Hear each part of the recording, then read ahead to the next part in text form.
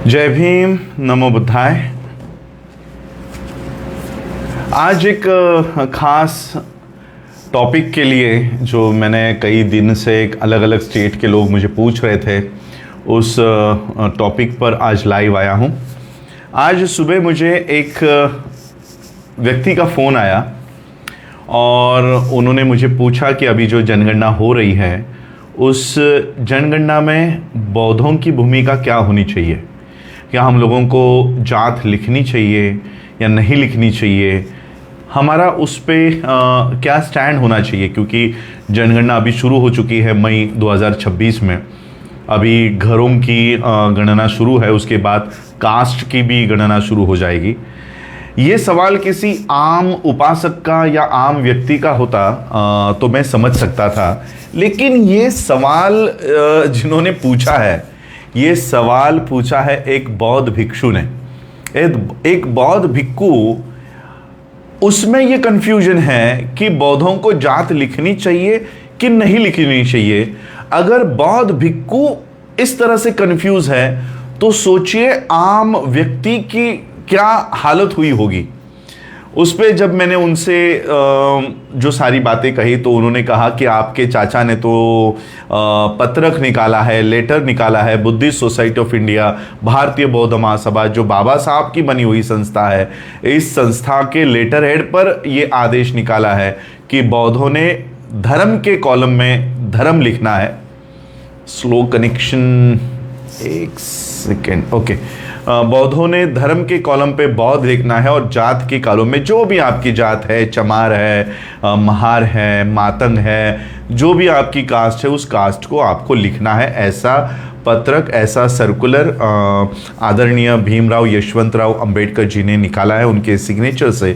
तो लोगों में कंफ्यूजन है कि बौद्धों की जो मातृ संस्था, मदर ऑर्गेनाइजेशन होने का जो दावा कर रही है, वो तो कह रही है कि जात लिखो और आप कह रहे हो जात मत लिखो। तो मैं सबसे पहले आपको एक डिस्क्लेमर देना चाहूँगा कि यहाँ पर जो मैं आप विचार रखने वाला हूँ वो मेरे व्यक्तिगत विचार नहीं है। वो मैं अपनी राय आप लोगों के ऊपर नहीं थोपूंगा।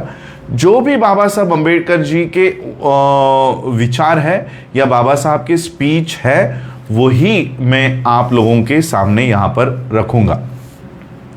बाबा साहब अंबेडकर जी ने 14 अक्टूबर 1956 को बाबा साहब अंबेडकर जी ने बौद्ध धर्म की दीक्षा ली और 15 अक्टूबर को लगभग, ये जो मेरे हाथ में बुक है, इस बुक के लगभग 500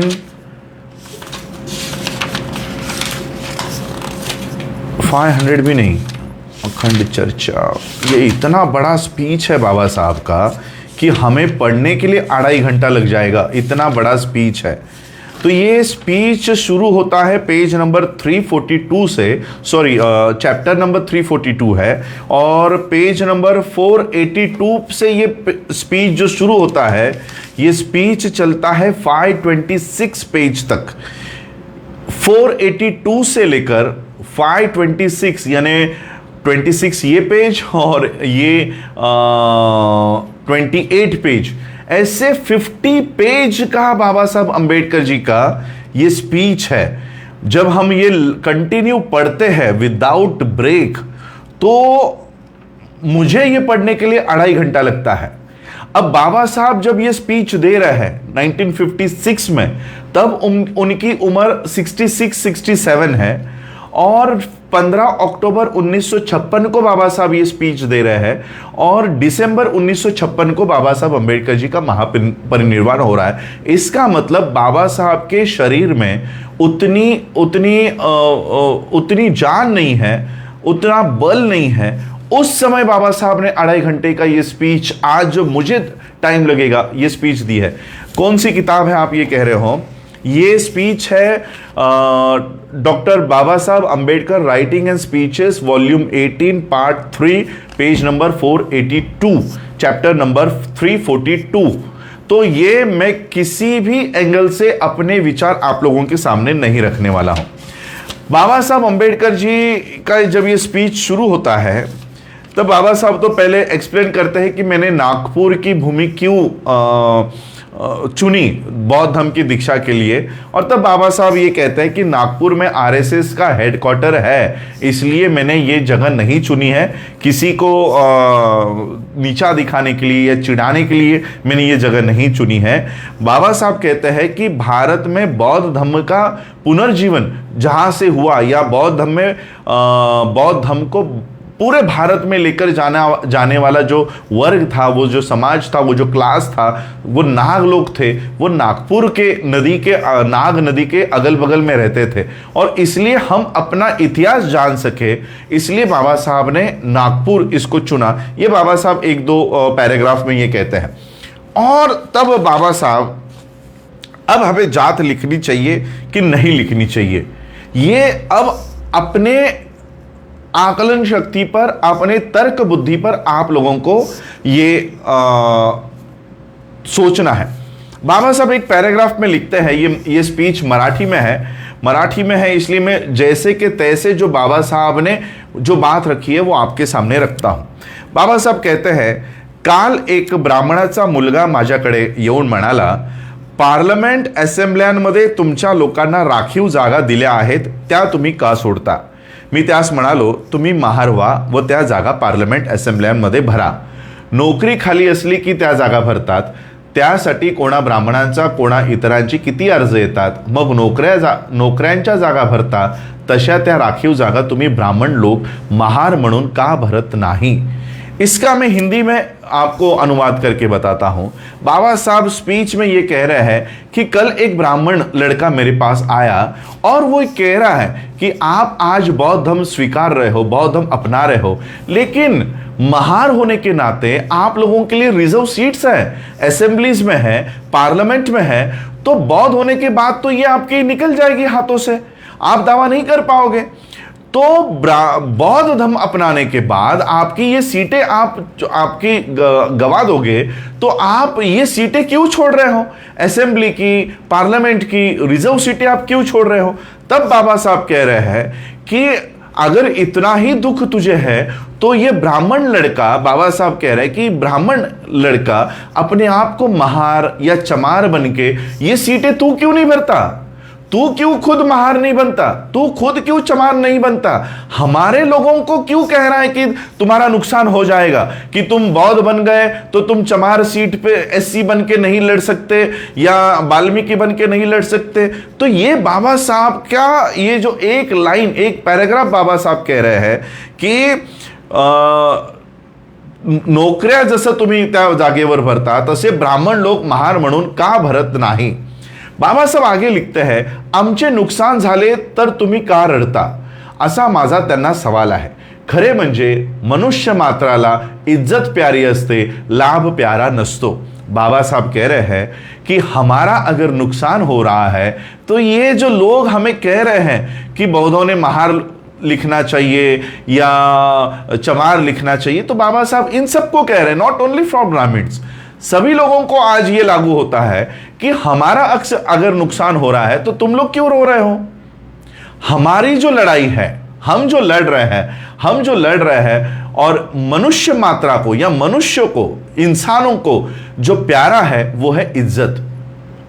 मनुष्य मात्रा को इज्जत प्यारी है, लाभ प्यारा नहीं है। और इसलिए बाबा साहब क्या कहना चाह रहे हैं ये हम लोगों को समझ में आना चाहिए। बाबा साहब कह रहे हैं यानी ये जो ब्राह्मण लड़का कह रहा है कि महार बने रहो, चमार बने रहो, बाबा साहब कह रहे हैं कि अगर महार चमार बन के हमको असेंबली और पार्लियामेंट की जगह हमारी जा रही है तो ब्राह्मण खुद महार बने, ब्राह्मण खुद चमार बने और वो असेंबली में हमारे ओर से जा सकता है। आगे का जो एक किस्सा बाबा साहब सुना रहे हैं वो मैं आपको नहीं यहाँ पर बताऊंगा। बाबा साहब आगे लिख रहे हैं कि आम्ही झगड़तो आहोत ते इज्जती करिता। हम जो लड़ रहे हैं वो इज्जत के लिए लड़ रहे हैं।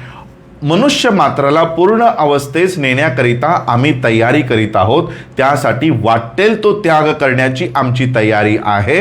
हे वृत्तपत्राचे लोक माझ्या मागे गेली 40 वर्षे हात धुवून लागले आहेत. माझ्यावर केवढी टीका त्यांनी आजवर केली. मी त्यांना म्हणतो, अजून तरी विचार करा. आता तरी पोरकटपणाची भाषा सोडून काही प्रौढ भाषा वापरा.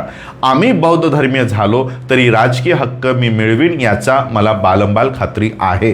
बाबा साहब आगे वही कह रहे हैं कि हम जो लड़ रहे हैं, हमारी लड़ाई इज्जत के लिए है, हमारी, और इसलिए मनुष्य मात्रा को पूर्ण अवस्था में लेके जाने के लिए बौद्ध धर्म की जरूरत है. और उस मार्ग से जाने के लिए जो भी हम लोगों को त्याग करना पड़े, वो त्याग करने के तैयारी से ही हम लोगों इस मार्ग पर उतरे हैं. तो ये बाबा साहब का ही कहना है. मैं फिर से वो लाइन पढ़कर आप लोगों को बताना चाहूंगा. त्यासाठी वाटेल तो त्याग करण्याची आमची तैयारी आहे. बाबा साहब कह रहे हैं कि बौद्ध धर्म में आने के बाद अगर हमारा रिजर्वेशन महार, चमार और जो बाकी की जातियां हैं, ये जातियों को चिटका हुआ जो रिजर्वेशन हमारे हाथों से अगर जाता है तो वो भी तैयारी हम करके उतरे हैं.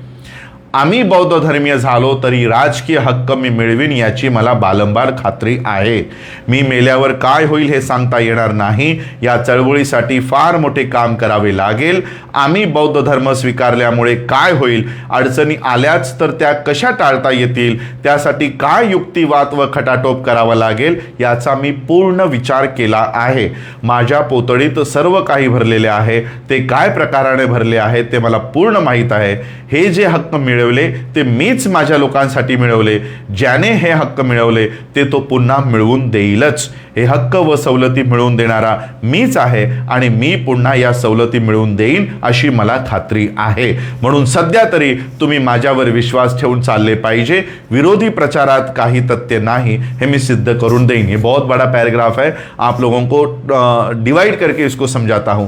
बाबा साहब कह रहे हैं कि हम अगर बौद्ध धर्म स्वीकार रहे हैं तब भी राजनीतिक जो हक है, अधिकार है, यानी रिजर्व सीट्स है, वो मैं वापस मिलाकर रहूंगा. और इसके लिए आप मुझ पे पूरा विश्वास रखिए. ये सारे अधिकार मैं वापस आप लोगों को दिलाकर रहूंगा. और मैं आपको वापस याद दिलाना चाहता हूं, 1991 का गैजेट नोटिफिकेशन है कि शेड्यूल कास्ट के लोग 3 धर्मों में भी अगर चले गए तब भी उनका रिजर्वेशन नहीं जाएगा. ये 3 धर्म है, हिंदू, सिख और बुद्धिज्म.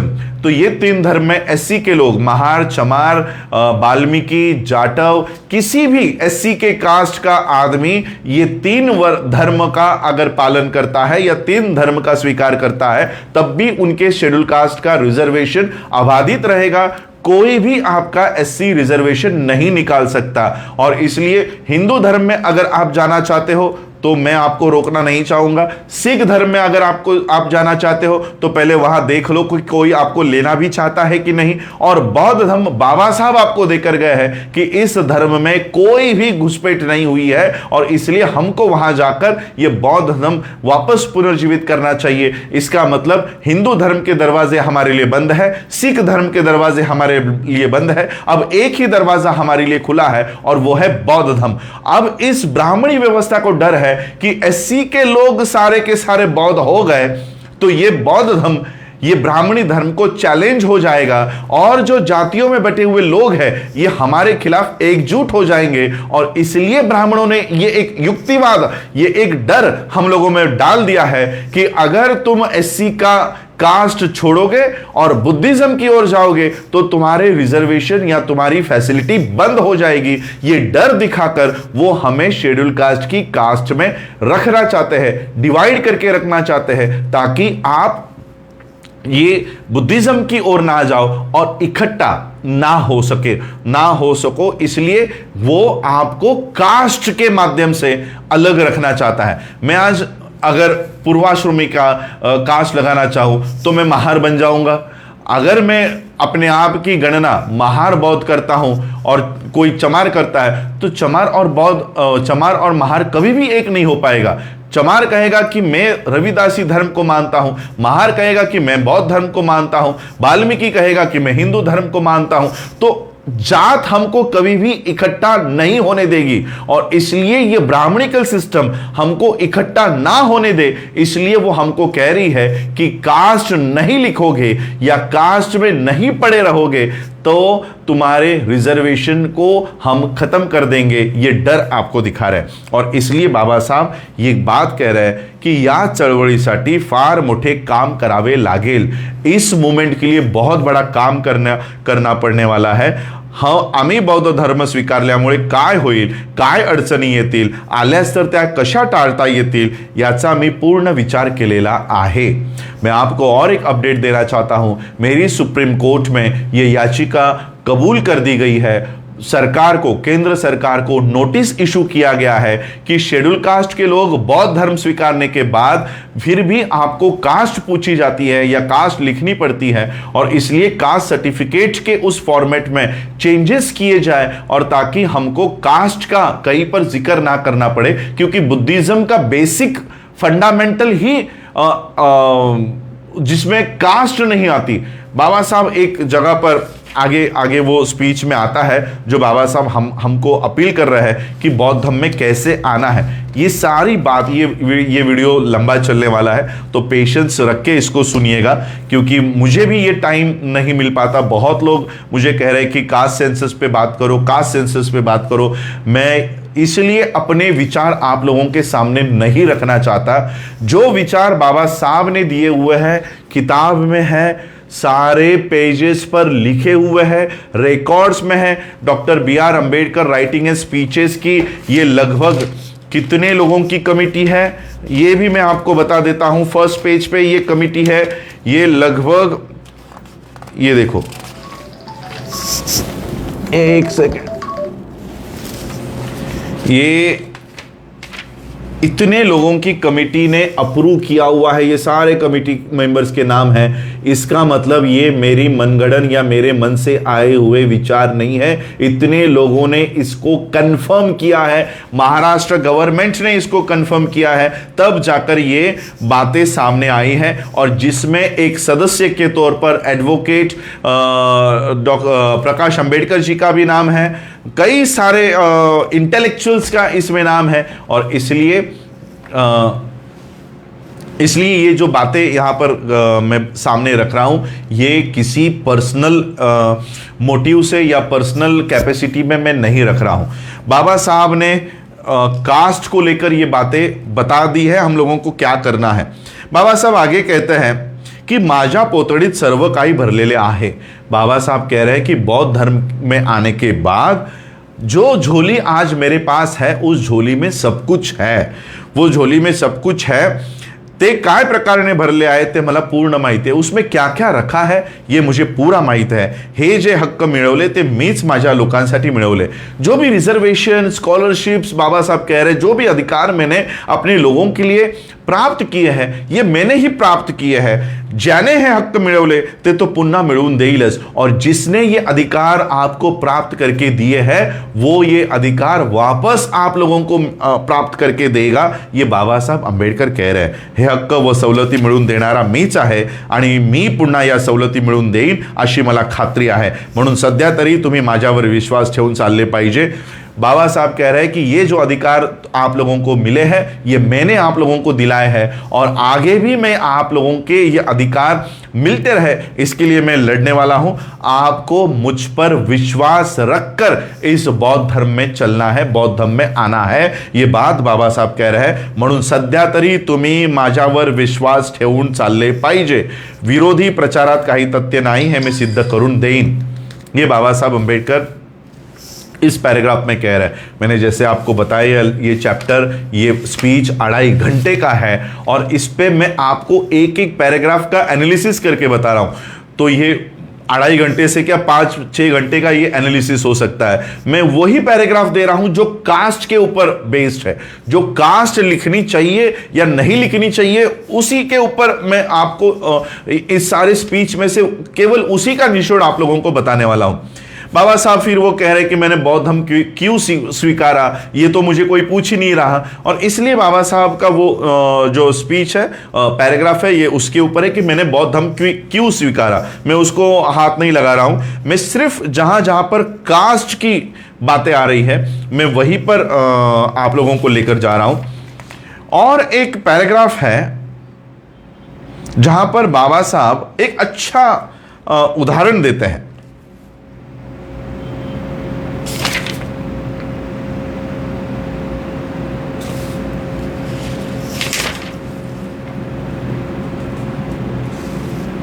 ये बाबा साहब एक पैराग्राफ में ये कह रहे हैं कि ये जो स्कॉलरशिप्स है, ये जो रिजर्वेशन है, ये हमेशा के लिए नहीं रहने वाला है। ये संस्कृत का एक शब्द बाबा साहब यूज कर रहे हैं कि जब तक सूरज रहेगा या चांद रहेगा, ये तब तक आप लोगों को ये रिजर्वेशन नहीं मिलने वाला।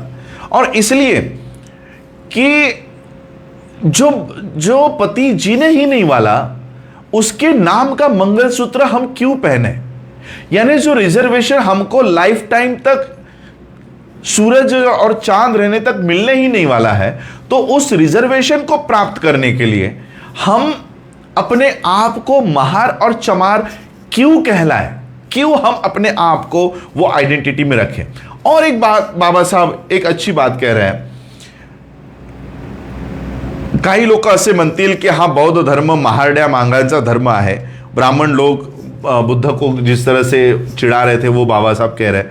और बाबा साहब ये कह रहे हैं की अब आता घरातल्या घरात, यानी भारतात हे पुष्कळ झालं, बाहेर काही दाखवा, जगात नाव जाहीर आहे ते फक्त बुद्धाचेच, तेव्हा या धर्माचा प्रसार झाल्याशिवाय कसा राहील? आम्ही आमच्या वाटेने आम्ही जाऊ, तुमच्या वाटेने तुम्ही जा, आम्हाला नवीन वाट मिळाली आहे, हा आशेचा दिवस आहे। तो ये बाबा साहब ये एक बात कह रहे हैं कि हमें अब बौद्ध बनकर विश्व में जाना है, भारत के बाहर जाना है। भारत में बहुत हुआ और इसलिए हमको बाहर जाकर अपनी पहचान वहां पर जाकर बतानी है। तो ये बात बाबा साहब वहां पर कह रहे हैं। तो कई सारी जगह पर बाबा साहब अंबेडकर जी ने कास्ट के मामले में कई सारे हम लोगों को उपाधि दी है।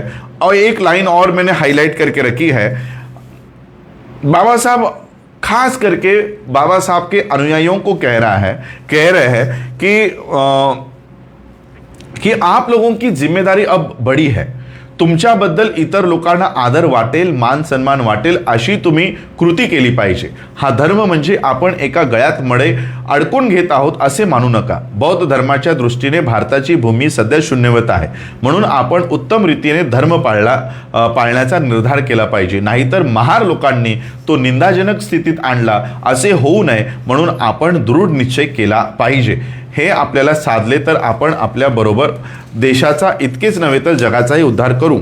यानी बाबा साहब कह रहे हैं कि अब हमने जो बौद्ध धर्म स्वीकारा है, अब ये बौद्ध धर्म स्वीकारने के बाद तुम लोगों की जिम्मेदारी बहुत बड़ी हो चुकी है। तुम लोगों ने, और खास करके बाबा साहब महारों को ये कह रहे हैं कि ऐसा ना हो कि लोग ये कहे कि महारों ने, यानी एक विशिष्ट जाति के लोगों ने अगर जात इसमें लेकर आए तो ये जात के लोगों ने बौद्ध धर्म को खत्म कर दिया या वो निंदाजनक स्थिति में वो बौद्ध धर्म लेकर आए, ऐसा न हो पाए। ये बात बाबा साहब ने 1956 को कही है कि हम लोग आज अगर इसमें जाति लेकर आते हैं तो आगे चलकर ये बौद्ध धर्म निंदाजनक स्थिति में हो जाएगा। बौद्ध चमार, बौद्ध महार, बौद्ध मालविकी, बौद्ध जाटव, इस तरह की जाति व्यवस्था जो बौद्ध धर्म में कभी भी नहीं है वो बौद्ध धर्म में आ जाएगी। और इसलिए मैं आप लोगों को केवल बाबा साहब की ये बातें बताने के लिए आप लोगों के सामने आया था। और ये जो बातें हैं ये कौन फैला रहा है पता है आपको? ये वो लोगों के वहां से आदेश आते हैं जो क्लास 1 क्लास 2 के अधिकारी बने हैं। जो सामान्य वर्ग के लोग हैं उनका कोई सवाल नहीं है। वो मुझे आज भी कहते कि बताइए क्या लिखना है, बौद्ध लिखना है, हम बौद्ध लिखने को तैयार हैं। जात का मेंशन नहीं करना है, हम नहीं करेंगे, लेकिन हमारे क्लास 1 अधिकारी, मंत्रालय में आईएएस रह चुके लोग ये जीआर निकालकर हमारे लोगों को भ्रमित कर रहे हैं कि बौद्धों ने जात लिखनी चाहिए, बौद्धों ने जात लिखनी चाहिए।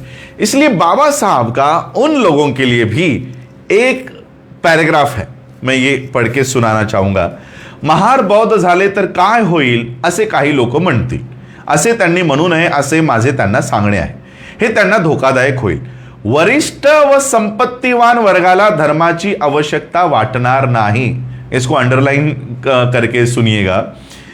वरिष्ठ व संपत्तिवान वर्गाला धर्माची आवश्यकता वाटणार नाही, त्यांच्यामधील अधिकारावर असलेल्या साहेब लोकांना राहण्यास बंगला आहे, त्यांची सेवा करण्यास नौकर चाकर आहेत, त्यांना धनसंपत्ती आहे, मान मरातब आहे, अशा माणसांना धर्माबद्दल विचार अगर चिंता करण्याचे कारण नहीं।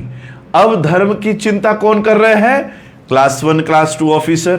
बाबा साहब कह रहे हैं, हिंदी में कहना चाहूंगा, महार लोग यानी बाबा साहब के उस बौद्ध धर्म की दीक्षा में महार लोगों की जो संख्या थी वो ज्यादा थी, और इसलिए बाबा साहब ये कह रहे हैं कि महार अगर बौद्ध हो गए तो क्या होगा, ऐसा कुछ लोग कहेंगे, ऐसा वो लोग ना कहे, ऐसा मैं उनसे गुजारिश करता हूं। वो उनके लिए ही धोखादायक होगा। जो संपत्तिवान लोग हैं, जो अमीर लोग हैं, अमीर तबके के लोग हैं, वो आप लोगों को ये कहेंगे, एक तो उन लोगों को धर्म की कोई आवश्यकता है नहीं, उनको धम्म की कोई आवश्यकता है नहीं, उनमें से जो अधिकार के ऊपर बैठे हुए लोग हैं, जो बड़ी बड़ी कुर्सियों पर बैठे हुए विराजमान हुए जो लोग हैं, उनके लिए बंगले हैं, रहने के लिए बंगले हैं, सेवा करने के लिए नौकर है, खाने के लिए पकवान है, अच्छी अच्छी गाड़ियां हैं, धन है, संपत्ति है, समाज में मान है। ऐसे व्यक्तियों को धर्म के बारे में चिंता करने की कोई भी आवश्यकता नहीं है। बाबा साहब ये बात कर रहे हैं, धर्माची आवश्यकता गरिबांना आहे। धर्म की जो आवश्यकता है वो दबे हुए गरीब लोग, उन लोगों को धर्म की ज्यादा आवश्यकता है, पीडित लोकांना धर्माची आवश्यकता है। गरीब मनुष्य जगतो तो आशेवर। जो पीड़ित है, जो गरीब है, वो उम्मीद के सहारे जीता है, और ये उम्मीद, ये होप जीवनाचे मूळ आशेत आहे। आशाच नष्ट झाली तर जीवन कसे होईल? धर्म आशादायी बनवतो व पीडितांना, गरिबांना संदेश देतो, काही घाबरू नकोस, होईल जीवन आशादायी होईल। म्हणून गरीब व पीडित मनुष्य मात्र धर्माला चिकटून राहतो। बाबा साहब कह रहे हैं कि धर्म की आवश्यकता गरीब और पीड़ित लोगों को है। ये धर्म, ये धम्म, बुद्ध का धम्म हमें उम्मीद देता है, आशा देता है कि होगा, आपका भी जीवन सुखदायक होगा, ये होप देता है, ये उम्मीद देता है। और इसलिए ये धम्म की आवश्यकता पीड़ितों को, गरीबों को सबसे ज़्यादा है। ये जो क्लास 1 क्लास 2 ऑफिसर के लोग मंत्रालय से रिटायर्ड होने से पहले ये जो जीआर निकाल कर गए हैं कि बौद्धों की जातियां स्कूल में, बच्चों की 5 साल के 7 साल के बच्चों की बौद्धों की जातियां भी टीसी के ऊपर लिखो। मैं ये प्रैक्टिकल आप लोगों को बताना चाहूंगा कि आज अगर मैं अपने बच्चे की एंट्री करते समय उसकी टीसी में कास्ट लिख देता हूं, कास्ट अगर मेंशन करता हूं, स्कूल की टीसी ऐसी है कि किसी भी कोर्ट में जाकर आप उसको बदल नहीं सकते हो। अगर एक बार उसके ऊपर जो भी इंफॉर्मेशन छप गई या लिख दी, वो बच्चा मरने तक उसको लेकर चलेगा, मरने तक। 7 साल के बच्चे को अगर आज 2026 में आप चमार लिख दोगे तो वो 2050 तक या 75 तक चमार में से बाहर नहीं आएगा। वो महार नाम से पीछा नहीं छुड़ा पाएगा। हो सकता है 26 के बाद वो जब 10 साल का हो जाए, 15 साल का हो जाए या एक अच्छी नौकरी उसको 2040 में लग जाए, तब उसको लगेगा मुझे ये महार आइडेंटिटी या चमार आइडेंटिटी लेकर नहीं जीनी है, तब वो बच्चा कहां जाएगा? उस बच्चे की टीसी हमेशा उसका पीछा करते रहेगी, वो कभी भी उससे छुटकारा नहीं पा सकता। और इसलिए आज ही हम लोगों को ये तय करना होगा कि हम अपने बच्चों की जातियां मेंशन करें या नहीं करें। ये बात मेरा इसमें एक भी % व्यूज, थॉट्स, कोई भी मेरे विचार मैंने यहां पर प्रस्तुत नहीं किए हैं। रेफरेंसेस मैंने भले ही दिए होंगे, किसी व्यक्ति के दिए होंगे, वो भी मेरी किसी व्यक्ति के प्रति घृणा है, नफरत है, इसके लिए नहीं दिए हैं। ये मैं इसलिए दे रहा हूं ताकि लोगों को ये पता चले कि हमें किस तरह जाना है। बाबा साहब एक और अच्छा उदाहरण देते हैं कि बौद्धों को, यानी आज अगर आपने ये बौद्ध धर्म स्वीकारा है तो आपके ऊपर कितनी बड़ी जिम्मेदारी आई है, ये बाबा साहब कह रहे हैं। वरना किस तरह से आप लोग इसको निंदाजनक बना दोगे, ये बाबा साहब बता रहे हैं कि बौद्धों को, बाबा साहब कह रहे हैं कि मुझे बौद्ध धर्म में अंधभक्त नहीं चाहिए। बाबा साहब ये बात 1956 में कह रहे हैं कि मुझे अंधभक्त लोग इस बौद्ध धर्म में नहीं चाहिए। इस बौद्ध धर्म में अगर आपको आना है तो उसी तरह से आइए जिस तरह से अलग अलग नदियां एक समंदर में समाविष्ट होती है। इसका मतलब क्या होगा? इसका मतलब क्या है कि जिस तरह से नदियां समंदर में जाती है उस तरह से बौद्ध धर्म में आओ। इसका मतलब क्या है? इसका मतलब यह है कि फॉर एग्जाम्पल हमारे यहां पर उल्लास नदी है, आपके यहां पर यमुना होगी, गंगा होगी, कृष्णा होगी, गोदावरी होगी, कई सारी नदियां पूरे भारत में है।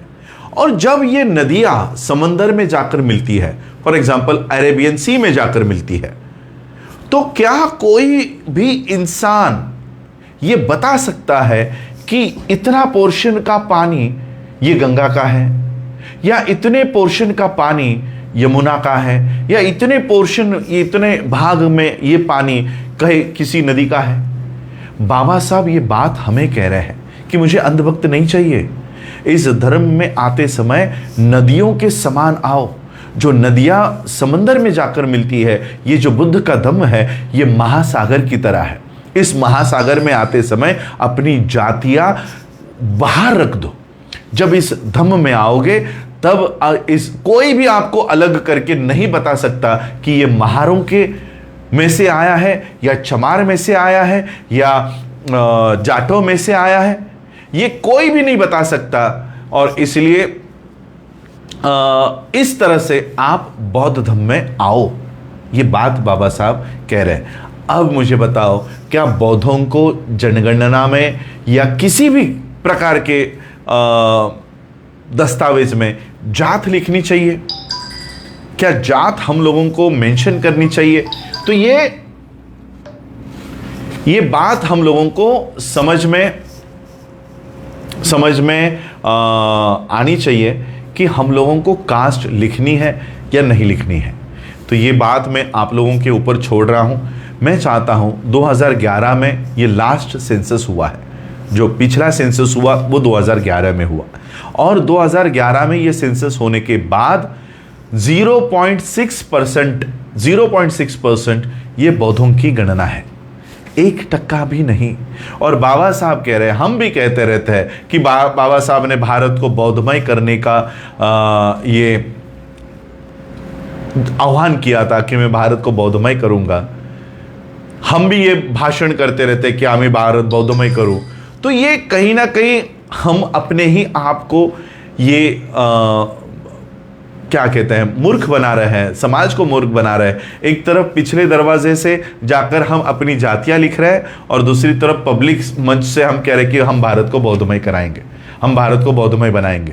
तो ये दोगलापन हम लोग भी कर रहे हैं। और इसलिए मैं चाहता हूं, और एक बात मैं आप लोगों को और समझा देता हूं, कास्ट सेंसस। कास्ट सेंसस में दिया हुआ जो भी जानकारी है वो किसी भी डिपार्टमेंट के साथ शेयर नहीं की जाती। कास्ट सर्टिफिकेट, अगर आपको कोई भी आज अगर आपके पास जाति का दाखला नहीं है, मेरे पास आज जाति का दाखला नहीं है, और अगर मैं कास्ट सेंसस में धर्म के कॉलम में लिखता हूं कि मेरा धर्म है, रिलीजन है बुद्धिस्ट, उसके बाद वो मुझे पूछता है whether you belong to SC और नॉट। अगर मैं एससी को क्लिक करता हूं यस, तो उसके बाद वो नेक्स्ट क्वेश्चन पूछता है विच कास्ट। ये जो कॉलम है उसका स्ट्रक्चर कैसे है? पहला क्वेश्चन है रिलीजन। रिलीजन में कई सारे रिलीजन आएंगे, हिंदू आएगा, सिख आएगा, क्रिश्चियन आएगा।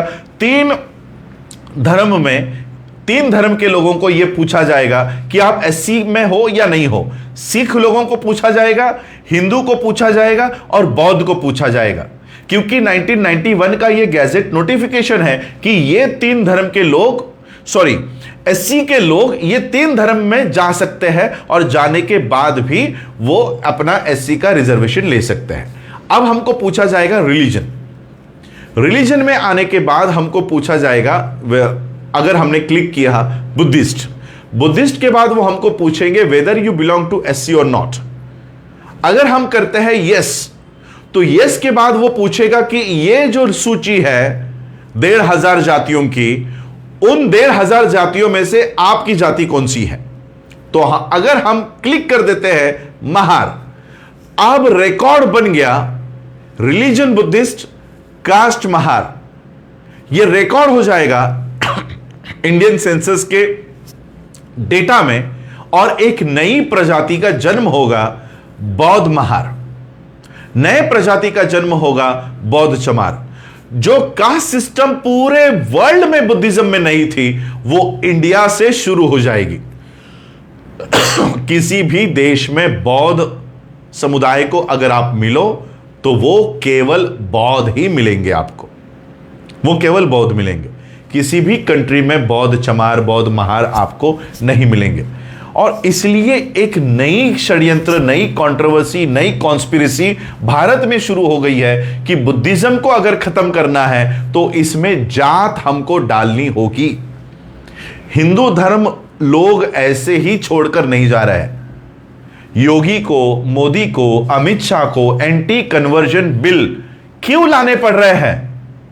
यूपी में आया, मध्य प्रदेश में आया, राजस्थान में आया, गुजरात में आया, अब महाराष्ट्र में आ रहा है। पूरे देश में ये एंटी कन्वर्जन बिल क्यों ला रहे हैं? क्योंकि बड़ी मात्रा से लोग हिंदू धर्म का त्याग कर रहे हैं, लोग हिंदू धर्म को छोड़ रहे हैं। ये मुसलमानों के केरला फाइल्स, कश्मीर फाइल्स दिखाकर यह बताने की कोशिश कर रहे हैं कि मुस्लिम धर्म परिवर्तन हो रहा है। यह मुस्लिम धर्म परिवर्तन नहीं हो रहा। सबसे ज्यादा लोग अगर किसी धर्म में परिवर्तित हो रहे हैं तो वो बुद्ध का धम्म है।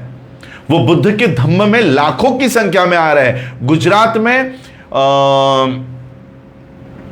समता सैनिक दल या एक एसएसडी नाम से ही उन्होंने एक ऑर्गेनाइजेशन बनाई है जिसमें लाखों की संख्या में लोगों ने बौद्ध धर्म अपनाया। लाखों की संख्या में ये कार्यक्रम पूरे भारत में होने वाले थे, पूरे भारत में। और इनको ये डर लगने लग गया कि अगर ये कार्यक्रम पूरे भारत में होना शुरू हो जाएगा तो हमारा हिंदू धर्म खाली हो जाएगा। हिंदू धर्म मतलब क्या है? एससी, एसटी, ओबीसी, इन सबको मिलाकर जो बनता है ये हिंदू धर्म के लोग हैं।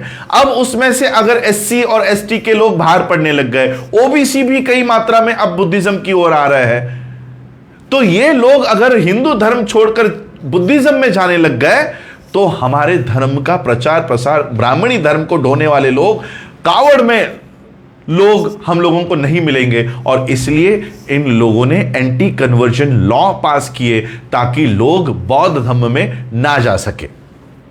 ये बहुत बड़ी कॉन्स्पिरेसी है। और इसलिए मैं आपको ये बताना चाह रहा था कि अगर मुझे कास्ट बेनिफिट लेनी है और मैंने कास्ट सेंसस में 2026 में अपने आप को बौद्ध लिखा और कास्ट को कहीं पर भी नहीं मेंशन किया। और मुझे अभी लगा कि अब मेरे बच्ची के लिए मुझे रिजर्वेशन चाहिए, स्कॉलरशिप चाहिए, और 27 में 28 में अब मुझे कास्ट सर्टिफिकेट निकालना है। और 1950 में मुझे मेरे दादा के परदादा के सारे रिकॉर्ड पता है, और जहां पर मेरी कास्ट के कि मैं इस कास्ट का हूं, ये सारे प्रूफ अगर मेरे पास है, तो भारत की कोई भी इंस्टीट्यूशन, भारत की कोई भी संस्था आपको कास्ट सर्टिफिकेट निकालने से नहीं रोक सकती। भले ही आपने कास्ट सेंसस में बुद्धिस्ट लिखा हो और कास्ट नहीं लिखी हो, तब भी 27 में जाकर, 28 में जाकर, 2027-28 में जाकर, या जनगणना के 10 साल बाद, 5 साल बाद, 2 साल बाद आप कास्ट सर्टिफिकेट निकालकर कास्ट बेनिफिट ले सकते हो। अभी सवाल सिर्फ इतना है कि कास्ट सेंसस में कास्ट लिखनी है या नहीं लिखनी है। मैं हिंदुओं की कास्ट उन लोगों ने लिखनी चाहिए, इसका समर्थन करूंगा, क्योंकि आपकी कास्ट सिस्टम है। हिंदू धर्म में कास्ट है, मुसलमानों में कास्ट है, हिंदुओं में कास्ट है, क्रिश्चियनों में कास्ट है, सब लोगों में कास्ट है। जिस धर्म में कास्ट है वो अपने कास्ट को पूरे गर्व के साथ लिखे, हमें उससे कोई आपत्ति नहीं है, हमें उससे कोई आपत्ति नहीं है। हिंदू, सिख, क्रिश्चियन, मुस्लिम ये अपनी कास्ट लिखे, बौद्ध नहीं लिखे। बस मैं इतना कहना चाह रहा हूं, बौद्ध धर्म में कास्ट नहीं है, बौद्ध धर्म में जातियां नहीं है। और इसलिए मैं आपसे विनती करना चाहता हूं कि जिस बौद्ध धर्म में 2500 सालों से जात नहीं आई, वो 2026 में लाने का पाप ना करे। यही मुझे बाबा साहब के स्पीच से अनुमान लगता है, यही मैं बाबा साहब के स्पीच से समझ पाया हूं। अगर मैं समझने में गलत हुआ हूं तो कोई भी वर्ग का क्लास 1 क्लास 2 का अधिकारी आकर मुझे समझाए कि राजरतन जी आप गलत कह रहे हो, बाबा साहब गलत कह रहे हैं, बाबा साहब की गलती हो गई कि उन्होंने ये बात बताई कि कास्ट मत लिखो और जाति। बाबा साहब का एक स्पीच है जो बात इस स्पीच में नहीं है, कॉन्स्टिट्यूशन के स्पीच में है, 25 नवंबर 1949 का। बाबा साहब कह रहे हैं कास्ट इज एंटी नेशनल। अब ये बात बौद्धों को नहीं कह रहे हैं, ये बात भारत के लोगों को कह रहे हैं। मैं तो सिर्फ बौद्धों को कह रहा हूं कि कास्ट मत लिखो, लेकिन बाबा साहब भारत के लोगों को कह रहे हैं कि जात तो राष्ट्र विरोधी है, ये खत्म करो। ये बात हिंदुओं को कह रहे हैं, मुसलमानों को कह रहे हैं, सिखों को कह रहे हैं कि कास्ट इज एंटी नेशनल। बाबा साहब ने भारत के संविधान की प्रियम्बल जब तैयार किया, तब we the Chamars of India, we the Mahars of India, we the Jatavs of India से नहीं किया, we the people of India, हम भारत के लोग। ये बात से बाबा साहब ने इस देश के संविधान की तैयारी की। और बाबा साहब 1949 में यह संविधान है। और जब बाबा साहब को पता चला कि भारत की व्यवस्था जाति को खत्म नहीं कर सकती या नहीं करेगी, तब बाबा साहब ने बुद्धिज्म को अपनाया 1956 में कि चलो तुम तो नहीं करोगे, कम से कम मैं तो करके चला जाऊं और मेरे लोग अगर ये जाति खत्म करेंगे। एनिहिलेशन ऑफ कास्ट कभी पढ़िए, मैं उसके ऊपर भी आगे चलकर एक वीडियो तैयार करूंगा। लेकिन आज एक बौद्ध भिक्खु मुझे पूछ रहा है कि क्या जात लिखनी चाहिए या नहीं। दरअसल ये मुझे उनको पूछना चाहिए कि भंते जी, मेरे मन में एक सवाल आया है कि 2026 में जनगणना होने वाली है, क्या बौद्धों को अपनी जात बौद्ध धर्म में लिखनी चाहिए या नहीं लिखनी चाहिए। तो ये हमें उनसे पूछना चाहिए, मुझे ये बताना पड़ रहा है। और इसलिए ये सारा मुझे कभी कभी लगता है कि बाबा साहब ने ये जो डॉक्यूमेंट्स तैयार किए, ये ऐसे 32 है। कितने पेजेस के हैं पता है? ये पूरा बुक कितना पेज है? ये लास्ट पेज नंबर है 581। एक लाइफ में हम बाबा साहब के ये 32 वॉल्यूम पढ़ नहीं सकते, उतना लिख कर गए हैं। क्यों? क्योंकि बाबा साहब को हम पर कॉन्फिडेंस था कि मेरे आने वाले लोग नालायक होंगे, मेरे आने वाले लोगों को, आने वाली पीढ़ियों को हमेशा ये सवाल उठेगा, और इसलिए बाबा साहब ये दस्तावेज तैयार करके गए कि तुम्हारे मन में कोई भी शंका आई, कोई भी सवाल आया, तो मैं जवाब देकर जा रहा हूं।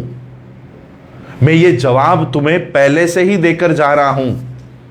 तो ये जवाब बाबा साहब उनके किताबों में हमें देकर गए हैं। हमें चाचा के, भतीजे के, पोते के, परपोते के विचारों के ऊपर चलने की जरूरत नहीं है। ये किताब, बाबा साहब के विचार आज भी हमारे सामने जिंदा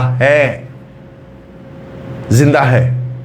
जो भी कोई इन किताबों पर अमल करेगा, मुझे नहीं लगता उसके मन में ऐसे कोई सवाल पैदा होंगे। तो मैं बस आज आपको यही कहने के लिए आया था। मैं कोई अपने व्यूज नहीं देके जाने वाला। मैं सिर्फ इतना कहना चाहता हूं, कास्ट सेंसस हो रही है, ये जाति की गणना हो रही है, तो जिसके धर्म में जाति आती है वो अपनी गणना कराए ना, मैं उसके खिलाफ नहीं हूं। जिसके धर्म में जातियां है वो अपनी गणना कराए। हमारे धर्म में जातियां नहीं है, हम अपनी गणना, जाति की गणना नहीं कराएंगे। हमने जातियां 1956 को ही छोड़ दी है। 1956 को ही गणना हम लोगों ने ये जातियां छोड़ दी है, इसलिए हमें आज जाति की गणना, हम लोग उसका हिस्सा नहीं है। जाति गणना का हिस्सेदार हम लोग नहीं है, बौद्ध नहीं है। भारत के लोग करें, हिंदू करे, सिख करे, क्रिश्चियन करे, मुस्लिम करे, बाकी कास्ट में जहां जिस धर्म में जाति आती है वो लोग करे। हमारे धर्म में कास्ट नहीं है। जब आप रिलीजन बुद्धिस्ट चुनो तो कास्ट मेंशन मत करो। ये मेरे विचार नहीं है, ये बाबा साहब के विचार है। अगर आपको इस पे चलना है तो चलिए, वरना ऐसी कितनी जयंतियां कर लो, आप लोगों के परिस्थितियों में कोई भी फर्क नहीं पड़ेगा। 2026 की जयंती हो गई, 26 में सही अभिवादन नहीं हुआ, अब 6 दिसंबर आएगा, 7 महीने में चैत्य भूमि में आओगे लाखों की संख्या में।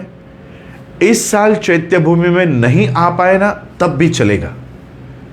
ऐसा मत समझो कि मैं चैत्य भूमि में नहीं आ पाया तो मेरा अभिवादन नहीं हुआ बाबा साहब को। लेकिन जिस दिन ये एनुमरेटर्स आपके दरवाजे पर आएंगे टैब लेकर, आज कागज से नहीं होने वाली है, टैब पे होने वाली है, ये एनुमरेटर्स जब आपके घर पर आएंगे, और जिस दिन आप रिलीजन बुद्धिस्ट और कास्ट नॉट एप्लीकेबल लिखोगे, वो आपका बाबा साहब को सही अभिवादन होगा।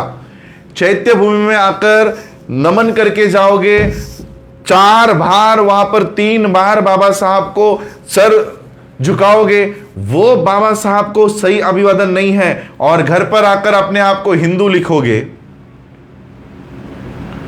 चमार लिखोगे, महार लिखोगे, यानी घर पर आप अपने आप को बाबा साहब के विरुद्ध की विचारधारा में लाओगे। और यहां पर आप वैसे तो फिर फडणवीस भी आता है चैत्य भूमि में, नितिन गडकरी भी जाता है दीक्षा भूमि में। क्या हम उनको अंबेडकरवादी समझे? तो ये बाबा साहब की मूवमेंट में हम लोगों को अगर ये आगे बढ़ानी है तो हमको कुछ त्याग हम लोगों को करने पड़ेंगे। और ये कोई बड़ा त्याग है नहीं, इससे ना तो आपकी नौकरी छीनी जा रही है, ना ही आपकी कोई स्कॉलरशिप कम हो रही है। कास्ट सेंसस में बौद्ध लिखने के बाद मेरी स्कॉलरशिप रोकी गई, ऐसा एक भी इंसान भारत में अगर मिला, उसकी फ्री में केस में लड़ूंगा, फ्री में लड़ूंगा। बौद्ध लिखने के बाद मेरी नौकरी छीन ली गई कास्ट सेंसस में, उसको हम पूरी तरह से वो सारी रेमेडी हम वो देंगे।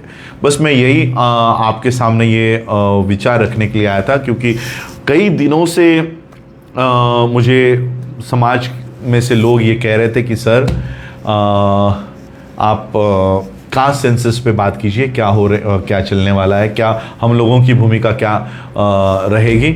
तो ये बात मैं कह रहा था। कमेंट्स में मैं बहुत सारे सवाल आप लोगों के हैं, मैं कमेंट्स, क्योंकि मैं अगर कमेंट्स में आंसर दे पाता तो शायद मैं अपने टॉपिक से भटक जाता। तो मैं कमेंट्स जो आप दे रहे हो, अनिल गोलाइट जी मध्य प्रदेश में हमें मिले थे, बुद्धिस्ट सोसाइटी ऑफ इंडिया में काम कर रहे हैं, वो कई बार काफ़ी कमेंट्स कर रहे हैं और वही कह रहे हैं जो बाबा साहब ने लिखा है, कास्ट इज़ एंटी नेशनल। तो ये है, बौद्ध लिखो, बुद्ध बनो, दलित 40% है, बुद्ध 1% है। यही एडवोकेट महेश कुमार जी, सही है, 1% लिखा, वो भी आपने बहुत ज़्यादा लिखा, 0.6% है। और 0.6% या 0 जो परसेंटेज आता है मैथ्स में, 0 पॉइंट के कोई मायने नहीं रखता। तो हम 1% भी अभी तक नहीं है। तो वो कम से कम मैं ये चाहता हूँ, आजकल और बाबा साहब के समय में भी लोग अशिक्षित थे, परंतु आज तो शिक्षा रहते हुए भी लोग संगठित नहीं है। मजबूती से भी संघर्ष क्या करेंगे। तो ये मैं संगठित, ये जो जात है ना राजेंद्र राम जी, ये जात हमें संगठित नहीं होने देती। बाबा साहब ने हमेशा कहा कि संगठित रहो, संगठित बनो। तो हमेशा ये जो जातियाँ हैं ये हमेशा हमें डिवाइड करके रहेंगे। तो ये संदीप कुमार जी का ये, वरना हमेशा लोग कहेंगे कि आप नेगेटिव कमेंट्स नहीं ले रहे, तो संदीप कुमार जी कह रहे हैं कि क्या अंबेडकर जी के विचारों पर अखिलेश जी चलते हैं। देखो, मैं हमेशा अखिलेश जी ने मुझे अभी ये बुलाया था, कौन सा कार्यक्रम था उसको क्या कहते हैं, मुसलमानों का एक कार्यक्रम होता है, कुछ तो खाना वाना खिलाते हैं, पता नहीं क्या कहते हैं, ईद में ही कुछ होता है वो। तो काफ़ी दिन से वो, मैं कनाडा में था तब से वो मुझे, जब वो मुंबई आए थे तब भी वो मुझसे मिलना चाहते थे। और ये सही में मुझे अभिमान है इस चीज़ का। और नॉट ओनली अखिलेश, कल को मोदी भी हमें बुलाए, इसकी तैयारी मैं कर रहा हूं। मोदी भी बुलाएगा, मोदी बुलाए, योगी बुलाए, या देश के जितने भी पॉलिटिशियंस हैं। मैंने ये बात अपने मंच से कितनी बार कही है, बहुत बार कही है। मेरी मूवमेंट ही इस चीज की है। आज जिस तरह से नरेंद्र मोदी जैनों के पैर पड़ने जाता है, हिंदू बाबाओं के पैर पड़ने जाता है, मैं बौद्ध धर्म को इतना मजबूत करना चाहता हूं कि भारत में कोई भी इलेक्शंस हो, किसकी भी इलेक्शंस हो, चाहे वो यूपी की इलेक्शंस हो, बिहार की इलेक्शंस हो, या लोकसभा की इलेक्शंस हो, इनको हमारी जरूरत हमेशा पड़नी चाहिए। इतनी ताकत हमको हमारे समाज को प्राप्त करके देनी होगी। यही मेरी मूवमेंट है। अखिलेश के साथ गया, इसका मतलब मैंने उसके पार्टी का सदस्य नहीं हुआ। आज भी मुझे 2 बड़ी मेजर पार्टियों से राज्यसभा की आज भी मुझे ऑफर है, आज भी ऑफर है। अरे ऐसे ऐसे लोगों को इन्होंने राज्यसभा में भेजा है जिनका कहीं पर वजूद नहीं है, नाम नहीं है। मेरे जैसा नाम अगर उनको मिला तो उनके पार्टियों में तो रस्सी खेच चल रही कि अंबेडकर हमारे पार्टी से राज्यसभा में जाने चाहिए। लेकिन मैं आपको पूछता हूं, आज मैं राज्यसभा में जाऊं एक छोटी सी सीट पर, किसी छोटे एक स्टेट से, आज मैं 138 कंट्रीज का वाइस प्रेसिडेंट के तौर पर काम कर रहा हूं। ये तो मेरा डिमोशन हो जाएगा ये तो मेरा डिमोशन है। इसलिए मैं, लोकतंत्र में रहते हैं, मुझे बहन जी बुलाए तो बहन जी के यहां पर भी जाऊं। मैं लोकतंत्र में रहते हैं, कल किसी भी पार्टी के व्यक्ति ने चर्चा करने के लिए भी अगर हमें बुलाया कि हाँ आप क्या कर रहे हो, आपकी मूवमेंट क्या है, आप क्या चाहते हो, क्या हम आपको राज्यसभा, तो हम, या फिर चंद्रशेखर जी को पकड़कर चलो आपने भी, मैं तो आपको कह रहा हूं, चंद्रशेखर हो या बहन जी हो या हमारे बाला साहब प्रकाश अंबेडकर जी हो या कोई भी हो, हमारे समाज का नेता मेरे लिए फर्स्ट प्रायोरिटी है। चंद्रशेखर हो या मायावती जी हो, आपस में संघर्ष ना करें, अपने मूवमेंट को बढ़ाए, ये तो हम बहुत पहले से चाहते हैं, बहुत पहले से चाहते हैं। मेरा मूवमेंट पॉलिटिकल नहीं है, लेकिन पॉलिटिकल इंपॉर्टेंस, बाबा साहब ने एक बात ये कही थी कि भले हमारी संख्या कम है, भले हमारी संख्या, लेकिन अगर हम एकजुट हुए, आज ये पार्टी के लोग मुझे क्यों बुलाना चाहते हैं, मेरे साथ एसोसिएट क्यों होना चाहते हैं, मेरे साथ फोटो अगर वायरल किसी की होती है, अखिलेश जी की होती है, तो इमेज अखिलेश जी की बढ़ेगी या मेरी बढ़ेगी? मेरे साथ फोटो अगर मैंने न्यूज चैनल्स के भी न्यूज देखे, जी न्यूज देखे, आज तक देखे, एबीपी देखे, वो तो यही कह रहे थे कि मेरी वजह से उनको लाभ होने वाला है, तो ऑब्वियसली मेरी वजह से वो लाभ हो गया, उनको होगा। और इसलिए मैं ये कहना चाहता हूं, बहन जी हो, कोई भी हो, मैंने तो हमेशा अपने मन से यही कहा है कि बाबा साहब का हाथी, मैं तो ये भी कहना चाहूंगा कि चंद्रशेखर जी भी बहन जी के साथ मिलकर काम करें। हमारी नेशनल लेवल की कैडर बेस्ड पार्टी है, नेशनल इंटरनेशनल। आज अगर चंद्रशेखर जी उत्तर प्रदेश में चुनाव लड़ते हैं, तो वो वोट किसके काटेंगे? अखिलेश के, योगी के, किसके काटेंगे? समाज का बंटवारा, किसके समाज का बंटवारा होगा? किसके समाज का बंटवारा होगा? और इसलिए मैं बहुत पहले से भी ये चाहता था, मैंने पिछले इलेक्शंस में भी ये बात कही थी कि इकट्ठा होकर लड़ो। जिस सीट पर आप जीत सकते हो, जिस सीट पर बहन जी जीत सकती है, बाबा साहब का दिया हुआ हाथी है। अगर ये हाथी का निशान चला गया, इसके बाद हाथी भारत के राजनीति में कभी नहीं आ पाएगा। फिर किसी चाय वाले की चाय बेचने के लिए किटली लेनी पड़ेगी। किटली तो हमारी है, लेकिन चाय किसकी है? उसके अंदर चाय किसकी परोसी जा रही है? तर्क लगाना सीखो। मैं किसी व्यक्ति के अगेंस्ट नहीं हूं। बाबा साहब ने यह बात कही है कि समाज के इंटेलेक्चुअल वर्गों को नेताओं के ऊपर निगरानी करनी होगी, और ये निगरानी हम कर रहे हैं। ये निगरानी हम कर रहे हैं कि कौन व्यक्ति समाज को कहां लेकर जा रहा है। मैं इसलिए आप लोगों से ये कहना चाह रहा हूं, ये टॉपिक पॉलिटिकल नहीं था, और पॉलिटिकल टॉपिक में मैं पढ़ना भी नहीं चाहता था। किसी ने ये क्वेश्चन पूछ लिया तो ऐसा ना हो कि मैं पॉजिटिव कमेंट्स पढ़ रहा हूं और उनको अपनी वाहवाही कर रहा हूं। नेगेटिव कमेंट्स भी पढ़ रहा हूं।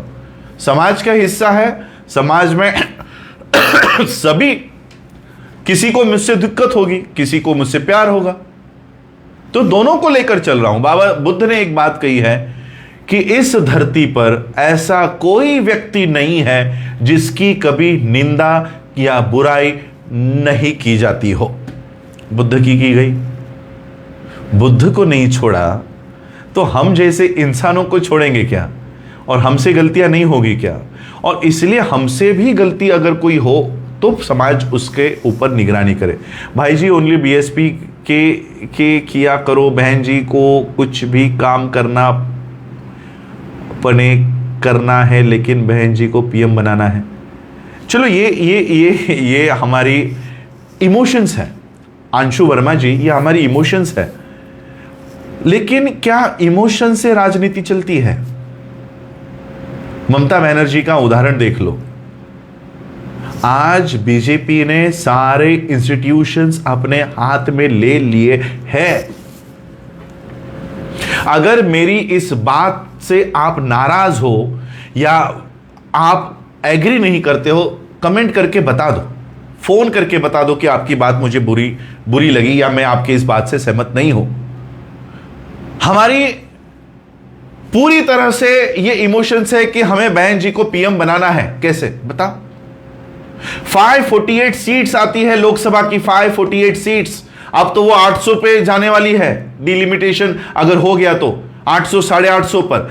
अगर आपको पीएम बनना है तो आपको 50% प्लस 1 सीट, 548 यानी 48 की आधा 24, 500 की आधा 250, यानी 250 प्लस 24 यानी 274 seats plus 1 275 member of parliament आपके चुनकर आने चाहिए।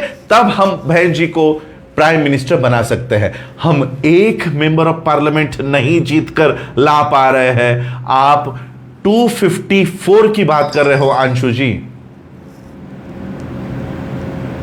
258 की बात कर रहे हो। प्रैक्टिकली सोचिए ना, बुद्ध हमें प्रैक्टिकल होने के लिए, प्रेजेंट में जीने के लिए सिखाता है। प्रेजेंट के लिए, प्रेजेंट में जियो। सारे स्टेट्स बीजेपी ने अपने हाथ में ले लिए हैं। बाबा साहब, ये बात बाबा साहब खुद 1936 से बाबा साहब राजनीति कर रहे थे। 1956 में बाबा साहब ने राजनीति को छोड़ दिया। क्यों क्यों छोड़ दिया? उस समय कांग्रेस थी, आज बीजेपी है। आज बीजेपी है।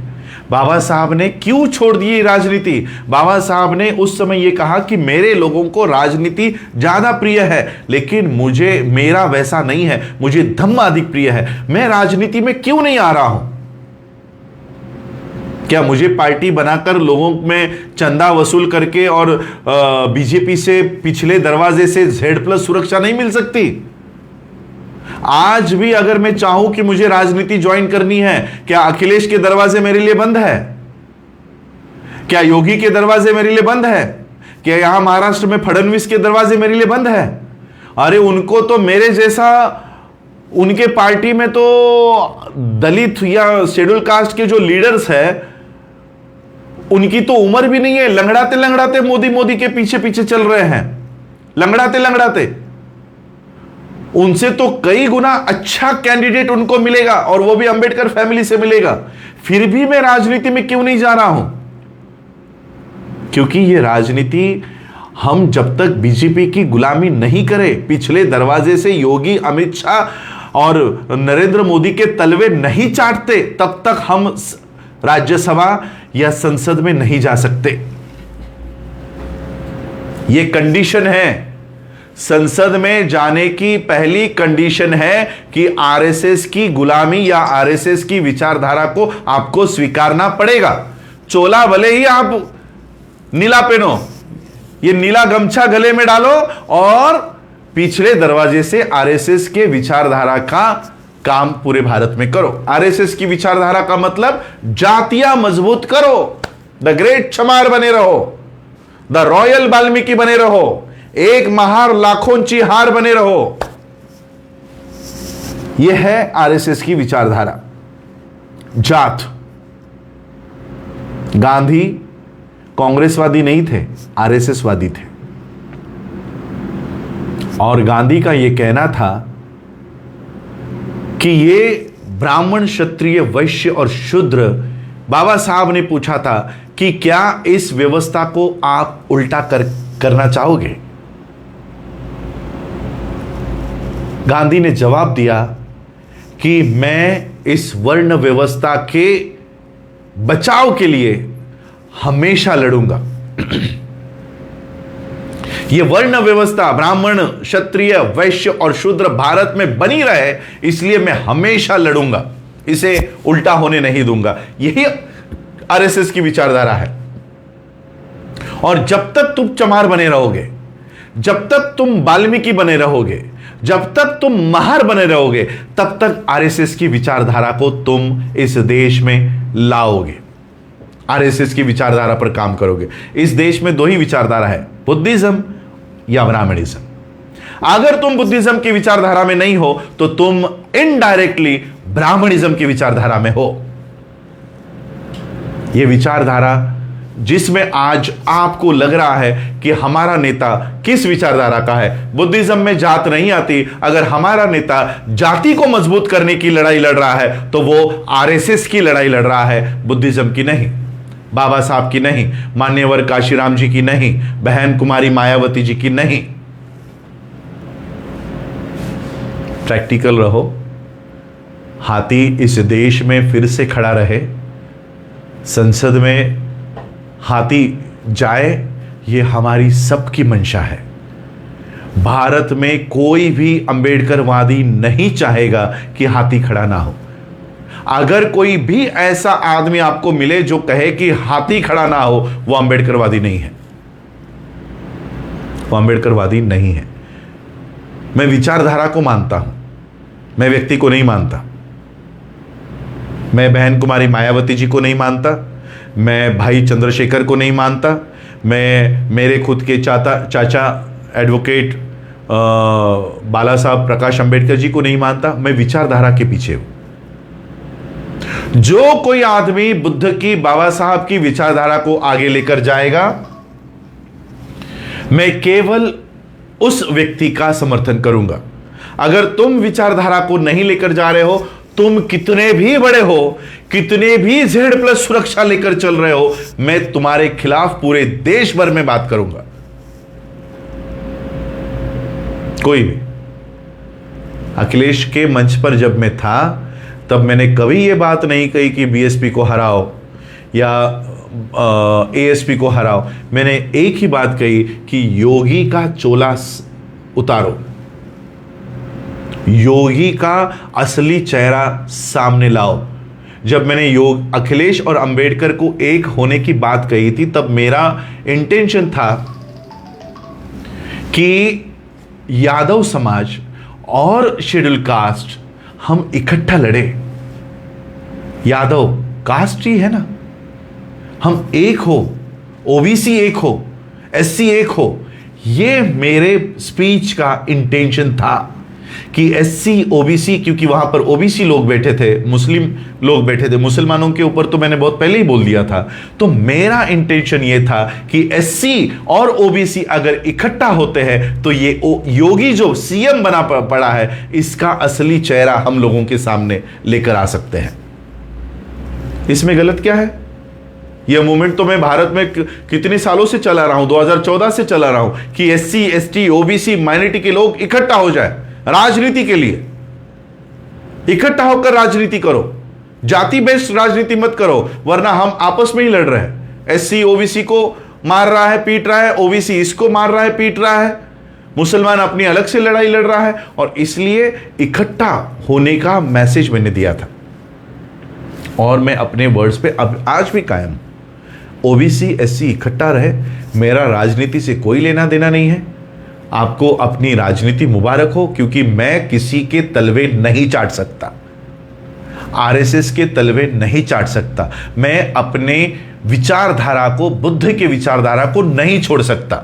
जिसको छोड़नी है, मेंबर ऑफ पार्लियामेंट बनने के लिए, मेंबर ऑफ राज्यसभा बनने के लिए, वो छोड़े। मुझे उससे कोई लेना देना नहीं है, मुझे उससे कोई लेना देना नहीं। आपको अपनी राजनीति मुबारक हो। मैं बुद्ध की ये मूवमेंट कर रहा हूं, बाबा साहब की बुद्धिस्ट सोसाइटी ऑफ इंडिया चला रहा हूं और बौद्धों की अर्थव्यवस्था खड़ी करने का काम कर रहा हूं। बस यही मेरा मूवमेंट है। मेरी मूवमेंट, मैंने कई सारे स्पीचेस में यही बताया है कि 20 या 25 साल का टेन्योर लेकर चल रहा हूं और 25 साल के बाद इस देश में जब भी कभी राजनीति की या इलेक्शंस की बारी आई, तब जो भी, चाहे वो अखिलेश हो, चाहे वो मोदी हो, चाहे वो अमित शाह हो, तब तो नहीं होंगे 25 साल के बाद, लेकिन कोई भी नेता इस देश में इलेक्शंस के लिए खड़ा हो, तब वो बौद्ध भिक्षु के पैर पड़कर ही इलेक्शंस में खड़ा हो। और मुझे लगता है अखिलेश जी ने मुझे बुलाकर इस बात की शुरुआत कर दी है, इस बात की शुरुआत की है कि हमें बौद्धों का या अंबेडकरवादियों का समर्थन मिले, इसलिए हम आपके लिए क्या कर सकते हैं। हमें इलेक्शंस में आप लोगों का सहारा चाहिए। क्यों? आज ये पावर क्यों है? क्योंकि आप लोग इकट्ठा हो गए हो, बुद्धिस्ट सोसाइटी के लोग इकट्ठा है मेरे पीछे। मुझे मानने वाला वर्ग, चाहे वो यूपी में हो, बिहार में हो, झारखंड में हो, महाराष्ट्र में हो, कर्नाटक में हो, तेलंगाना में हो, मुझे मानने वाला वर्ग आज इकट्ठा है। और उनको बाबा साहब ने ये बात कही थी कि भले ही हमारे वोट्स की संख्या कम हो, लेकिन हमारे पास बैलेंसिंग पावर है। हमारा समाज जिस ओर जाए, हम उसकी सरकारें बना सकते हैं। प्लीज बैकग्राउंड म्यूजिक भी चल रहा है क्या? मेरे यहाँ कोई म्यूजिक नहीं चल रहा, मेरे यहाँ कोई म्यूजिक नहीं चल रहा है। अगर कोई म्यूजिक चल रहा है, पता नहीं मुझे, म्यूजिक कम आवाज में रखिए। कोई म्यूजिक है ही नहीं यहाँ पे, तो कोई नहीं, बहुत देर मैंने आप लोगों का और मुझे पता नहीं मेरा ये फेसबुक किसी ने हैक किया है या क्या किया है, मेरे अच्छे वीडियोस जो है वो डिलीट किए जा रहे हैं मेरे फेसबुक से। कनाडा में मैंने एक वीडियो किया था कनाडा के एयरपोर्ट से, वो लगभग 8 लाख लोगों ने पिछले महीने तक देखा था, और आज मैं उसको स्क्रॉल करके देख रहा हूं तो वो वीडियो गायब है। अनुज कुमार कह रहे हैं रावण हमारा नहीं हो सकता। जब राम काल्पनिक है तो रावण कहां से होगा? हमारा या तुम्हारा की बात ही नहीं है। मुझे बताओ, जब राम को यानी सम्राट अशोका को काउंटर करने के लिए ये राम नाम का काल्पनिक कैरेक्टर खड़ा कर दिया गया, जब ये ही काल्पनिक है तो रावण सत्य में कहां से होगा?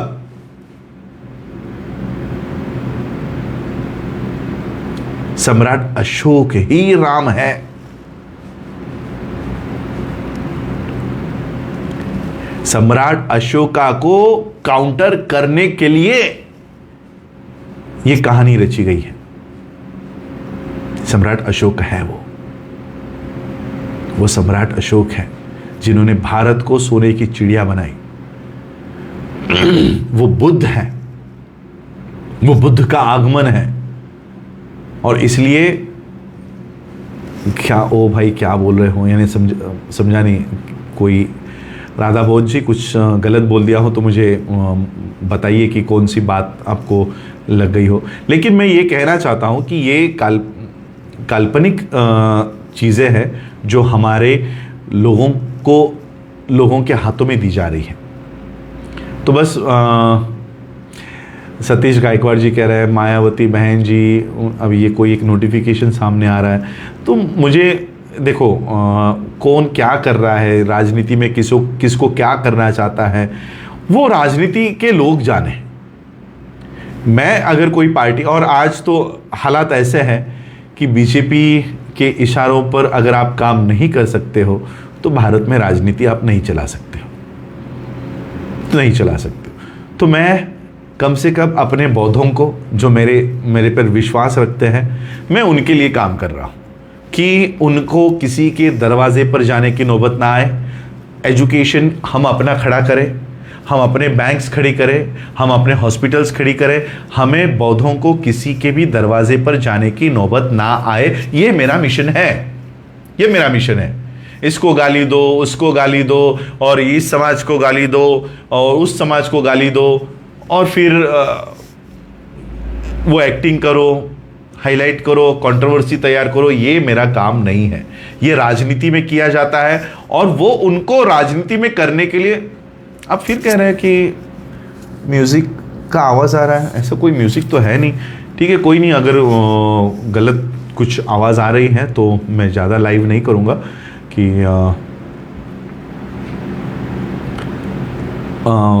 ठीक है, आप लोगों ने समय निकाला। What is the solution, what is the problem. धम्म पर जानकारी बहुत अच्छी दे रहे हो सर आप। धम्म पे मैं आप लोगों को और ये कहना चाहूँगा, बुद्ध एंड इस धम्मा की जो सीरीज़ है मैं वो फिर से शुरू कर रहा हूँ। डेली एक एपिसोड्स मैं वो आप लोगों के लेके आऊँगा, क्योंकि मुझे आज भी याद है 2019 में मैंने बुद्ध एंड इस धम्मा का एक चैप्टर फेसबुक लाइव पर आकर आप लोगों को दिया। वो इसलिए दिया क्योंकि जब लॉकडाउन लग गया था 2019-20 में लॉकडाउन लग गया, तब घरों में महाभारत और रामायण की सीरीज शुरू कर दी थी ताकि लोग और हिंदूकरण उनका हो जाए। तो फिर मैंने अपने लोगों के लिए बुद्ध एंड इस धम्मा का ये सीरीज शुरू किया। तो एक खिड़की में वो मोबाइल रख देता था और बुद्ध एंड इस धम्मा का एक चैप्टर आपको समझाता था। तो वो इतना प्रोफेशनल नहीं था, और अब थोड़ा सा प्रोफेशनल बुद्ध की मूर्ति मेरे पास है, थोड़ा सा लाइट्स अच्छी सी आ गई है, चेयर अच्छी आ गई है।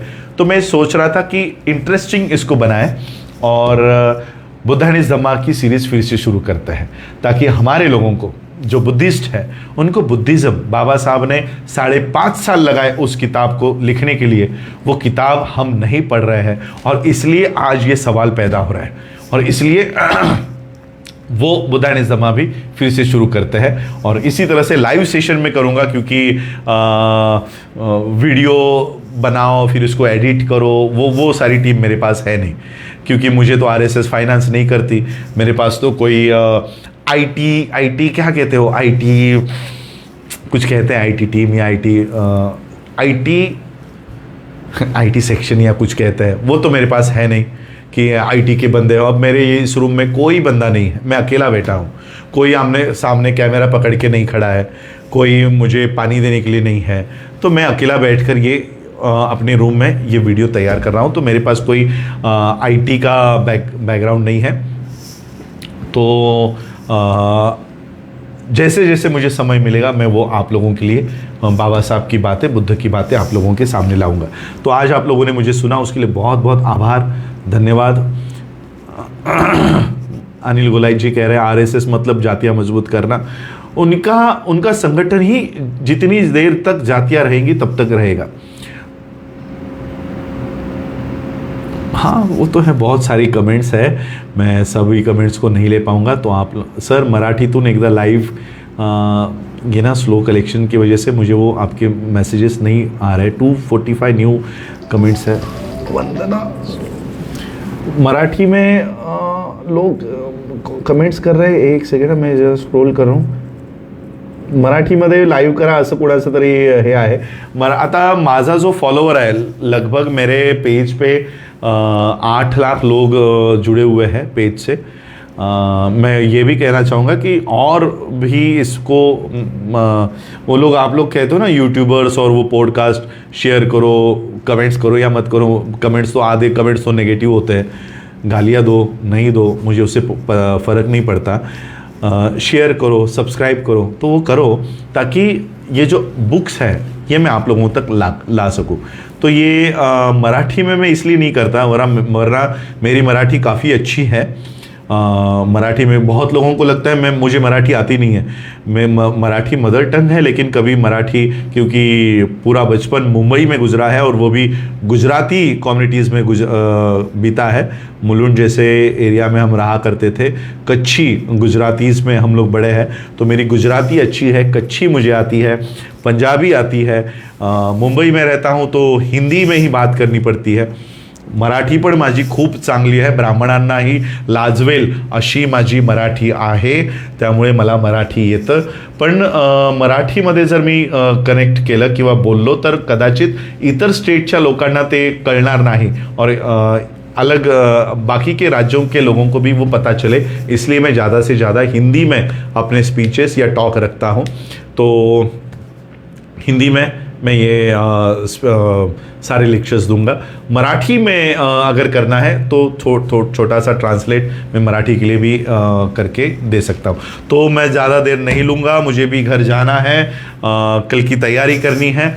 आप लोगों ने मुझे सुना उसके लिए बहुत बहुत आभार, धन्यवाद। जय भीम, नमो बुद्धाय। और फिर से कंक्लूड करता हूँ, बौद्ध धर्म में जातियाँ नहीं है। अगर आप हिंदू हो तो आप जातियाँ लिखो, मुझे उससे कोई आपत्ति नहीं है, लेकिन आप अपनी जातियाँ बौद्ध धर्म में लेकर मत आओ। यही बाबा साहब को आदरांजलि होगी, अभिवादन होगा। अगर सही में बाबा साहब को मानते हो तो बौद्ध धर्म में जातियाँ मत लेकर आओ। अगर अंबेडकर विरोधी हो, बुद्ध विरोधी हो, तो रिलीजन बौद्ध लिखो और अपनी जातियाँ उसमें घुसाओ, जातियाँ घुसाओ। लेकिन अगर सही में बाबा साहब को मानते हो, बुद्ध के धर्म में आना चाहते हो, तो जातियाँ छोड़कर इस धर्म में आओ। मंजीत जी कह रहे कोई म्यूजिक नहीं चल रहा है। थैंक यू मंजीत जी, मैं यही सोच रहा था पता नहीं कहाँ की म्यूजिक की आवाज़, कोई सी बैकग्राउंड में यूट्यूब पे कुछ चल रहा है। तो thank you so much Anil ji, Anil Golai ji. WhatsApp पे आपके मैसेजेस में पढ़ता रहता हूँ, रिप्लाई करने का टाइम नहीं मिलता, सो सॉरी। बहुत मैसेजेस है, मेरा दूसरा मोबाइल है वो इतना मैसेजेस से भरा पड़ा हुआ है, जय भीम, गुड मॉर्निंग, इससे ही होता है, तो मैं नहीं रिप्लाई कर पाता। So sorry for this. मैं कोशिश करूँगा कि हफ्ते में 4-5 दिन तो लाइव आऊँ और आप लोगों से ये बातें सारी शेयर करूँ। Thank you so much. जय भीम, नमो बुद्धाय। फिर से कंक्लूजन, बुद्धिज़्म कास्टलेस धर्म है और इसलिए आज तक टिका हुआ है। 2500 years of legacy Buddhism. 138 countries, not a single caste. इसलिए बुद्धिज्म आज वर्ल्ड का, इवन क्रिश्चियन कंट्रीज भी आज बुद्धिज्म की ओर आ रही है, यूरोपियन कंट्रीज भी आज बुद्धिज्म की ओर आ रही है। क्यों? क्योंकि ये इक्वलिटी, लिबर्टी और फ्रेटर्निटी सिखाता है। Thank you so much. जय भीम, नमो बुद्धाय। Sir, I have to buy shares from your bank. I am from Nagpur, Maharashtra. Please suggest. ज्योती बराटे जी, नागपूरमध्ये आपली स्वतःची बँक आहे. We have our own branch in Nagpur, exact opposite to what ground you say call. त्या ग्राउंडचं नाव मला आता आठवत नाही आहे. मी आपल्याला शेअर करीन. चांगला ग्राउंड आहे आणि डॉक्टर भीमराव रामजी आंबेडकर AMSCची ब्रांच, फुल फ्लेज ब्रांच तिथे आहे. ब्रांचला व्हिजिट करा आणि त्या ठिकाणी जाऊन तुमचे शेअर्स ॲप्लिकेशन भरा. Thank you so much. Bye bye bye bye bye.